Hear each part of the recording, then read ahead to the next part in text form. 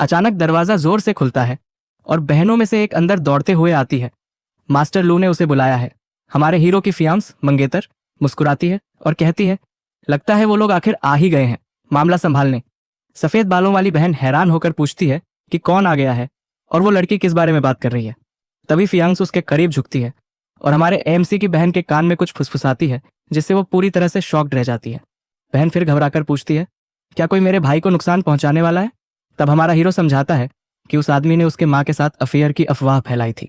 उसकी फियांस बताती है कि लू परिवार ने उस बटलर के भाई को गोद लिए बेटे जैसा माना था और उनकी फैमिली अपनी इज्जत के लिए कुछ भी कर सकती है। लेकिन फिर भी बहन याय बहुत चिंतित रहती है और कहती है कि ऐसे हाई सोसाइटी परिवार बहुत चालाक और धोखेबाज होते हैं। फियांस उसे शांत करने की कोशिश करती है और कहती है कि हम सब यहाँ हैं, छोटा मास्टर अकेला नहीं है। हमारा छोटा हीरो सबको शांत होने को कहता है और समझाता है कि अगर वो वहां नहीं गए तो हालात और बिगड़ जाएंगे। वो फिर अपनी बहन से कहता है कि उसे वहां ले चले, देखते हैं जो होगा वही देख लेंगे। वो उसे उठाती है और कमरे से बाहर निकल जाती है, जबकि बाकी दोनों उसे जाते हुए देखते रह जाते हैं। वो एक कमरे में पहुंचती है और अंदर जाकर अपने दादा को बताती है कि वो आ गया है। परिवार का मुखिया आराम कुर्सी पर बैठा होता है, बस हाथ हिलाकर नौकरानी को कमरे से बाहर जाने का इशारा करता है। फिर वो अपने पोते को गोद में उठा लेता है और हमारा छोटा हीरो मुस्कुराता है, जबकि उसकी बहन थोड़ी दूरी से देखती रहती है। सफेद बालों वाली बहन सिर झुका लेती है, बहुत परेशान दिखती है कि आगे क्या होने वाला है।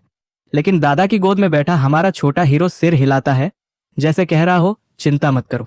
ये देखकर बहन झुककर सलाम करती है और फिर कमरे से निकल जाती है, उन्हें अकेला छोड़कर।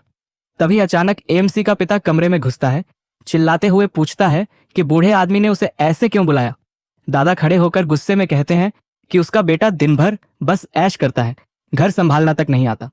पिता अपनी सफाई में कहता है कि वो तो वही नेटवर्किंग कर रहा था जिसकी हमेशा से उसे सलाह दी जाती रही है। उधर एक और कमरे में एएमसी की मां का प्रेमी किसी रहस्यमय आदमी से बुरी तरह पिट रहा होता है। थोड़ी देर बाद दादा अपने बेटे और छोटे एएमसी के साथ बेसमेंट में पहुंचते हैं, जहां बटलर पहले से इंतजार कर रहा होता है। जैसे ही वो करीब आते हैं, देखते हैं कि मां का प्रेमी बंधा हुआ और जख्मी हालत में पड़ा है। परिवार का मुखिया तब बटलर से कहता है कि बच्चे को पकड़ ले, जो पूरी स्थिति देखकर मुस्कुरा रहा होता है। बूढ़ा आदमी अपने पोते को कर्मचारी को देता है, जो मुस्कुराते हुए उसे पकड़ लेता है। बटलर की बाहों में हमारा छोटा हीरो उसे शक भरी नजरों से देखता है, जबकि दादा एक खतरनाक मुस्कान के साथ उसे देखते हैं। दादा पूछते हैं कि क्या कैदी ने कुछ बोला? बटलर जवाब देता है नहीं। तब एएमसी का पिता आगे झुककर नफरत भरे लहजे में पूछता है कि ये आदमी आखिर किस बात का ढिंढोरा पीट रहा था। दादा बताते हैं कि ये कह रहा था कि उसने उसके बेटे की बीवी के साथ अफेयर किया है, वो भी उसके नाक के नीचे। ये सुनकर पिता भड़क जाता है और चिल्लाता है कि वो उस औरत को सबक सिखाएगा, क्योंकि अब उसकी इज्जत दांव पर है। लेकिन दादा बीच में रोकते हैं और कहते हैं कि उन्होंने वो अरेंज मैरिज कितनी मेहनत से तय की थी। फिर भी पिता गुस्से में आगे बढ़ने की कोशिश करता है, पर बूढ़ा उसे रोक देता है। दादा आदेश देता है कि अब डीएनए टेस्ट होगा उस कैदी और उसके पोते का, ताकि सब साफ हो जाए। बटलर तब छोटे मास्टर को उठाता है, जो मन ही मन मुस्कुरा रहा होता है, क्योंकि सब कुछ उसकी प्लानिंग के हिसाब से चल रहा है। वो बच्चे को मेज पर रखकर कहता है, डरो मत, सब जल्दी खत्म हो जाएगा। एक छोटे डिवाइस से बटलर बच्चे की उंगली चुभोकर खून का सैंपल लेता है। फिर वो कैदी की तरफ मुड़ता है और कहता है कि चूंकि अब रिश्तेदारी नहीं है, वो अब बिना हिचकिचाए अपना काम कर सकता है। बटलर बताता है कि उसके बेटे की मौत का बदला उसके भाई बहनों की जान से लिया जाएगा। ये सुनकर हमारा एएमसी सन्न रह जाता है। बूढ़े का चेहरा अंधेरा पड़ जाता है, उसकी आंखें लाल हो जाती हैं और तभी छोटे हीरो को सब समझ आ जाता है कि असली गुनहगार वही है। सच जानकर हमारा हीरो पसीने पसीने हो जाता है और घबरा जाता है। बटलर अब ठंडी चालाक नजरों से अपनी प्लानिंग आगे बढ़ाता है। हमारा छोटा हीरो सोचता है कि यह इतना कॉन्फिडेंट क्यों है, जबकि टेस्ट वैसे भी फेल होने वाला है। तभी मशीन बीप करने लगती है और बूढ़ा आदमी मुस्कुराकर कहता है, रिजल्ट आ गया। सबका ध्यान अब टेस्ट के रिजल्ट पर है। पिता बेचैन होकर पूछता है कि नतीजा क्या है। बटलर पेपर पढ़ता है, दादा गंभीर चेहरा बनाए देख रहे हैं और लड़का टेंशन में है। मुस्कुराते हुए बटलर मास्टर को बधाई देता है और कहता है कि टेस्ट नेगेटिव आया है। कैदी घबरा जाता है, चिल्लाकर कहता है कि वो नहीं था, वो झूठ बोल रहा है और अपनी जान की भीख मांगता है। एमसी का पिता बस हंस देता है, उसे किसी की परवाह नहीं। बटलर तब पूछता है कि अब उस आदमी का क्या किया जाए ताकि फैमिली की इज्जत पर दाग न लगे।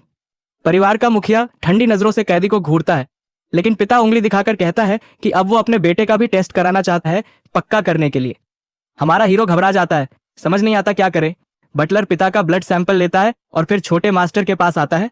टाइम निकालने के लिए हीरो रोने लगता है, जैसे वो सुई से डर रहा हो। यह देखकर बटलर परेशान हो जाता है उसके माथे से पसीने की बूंद गिरती है। दादा तब बच्चे का हाथ पकड़कर कहते हैं, चलो अब इसका खून लो। दादा की गोद में बैठा छोटा हीरो सोच में पड़ जाता है कि अब क्या करे। उसके दिमाग में उसकी फियांस की आवाज गूंजती है, शांत रहो, अपने आप को पकड़ा मत देना। वो रिस्क लेने का फैसला करता है और हाथ खोल देता है ताकि बटलर सैंपल ले सके। बटलर उसका खून लेता है और बूढ़ा दोनों सैंपल मशीन में डाल देता है। मशीन फिर बीप करती है और डीएनए टेस्ट का रिजल्ट प्रिंट करने लगती है। बेचैन पिता पूछता है कि नतीजा क्या है। बटलर पेपर देखता है और उसका चेहरा उड़ जाता है। वो कांपने लगता है, हकलाते हुए बोलता है, ये कैसे हो सकता है। हमारा छोटा हीरो उसकी एक्टिंग भांप लेता है और मन में सोचता है, कितना चालाक लोमड़ी है ये। बटलर जल्दी से पेपर पिता को दे देता है। पिता पेपर पकड़कर ध्यान से पढ़ता है। उसकी आंखें हरी चमक उठती हैं और चेहरा गुस्से से भर जाता है।